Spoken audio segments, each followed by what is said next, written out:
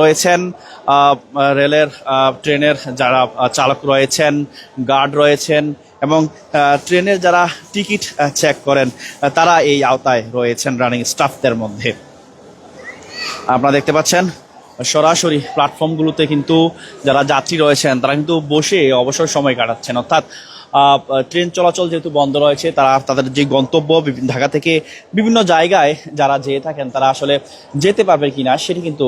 অনিশ্চিত, যার কারণে তারা বসে তারা কিছুক্ষণ অপেক্ষা করছেন। অনেকেই বলছেন যে সড়ক পথে কিন্তু তারা যাওয়ার চেষ্টা করছেন, আপনারা দেখতে পাচ্ছেন। তবে যাত্রীরা যারা রয়েছেন ট্রেনে যারা সবসময় ভ্রমণ করেন তারা বলছিলেন যে ট্রেনের যেই চলাচল, ট্রেনের যেই যাত্রা করা হয়, অর্থাৎ ট্রেনে যেই ভ্রমণ করা হয় সেই ভ্রমণ বাস চালকদের থেকে অর্থাৎ বাসের থেকে কিন্তু অনেকটাই আরামদায়ক, যার কারণে বলছিলেন যাত্রীরা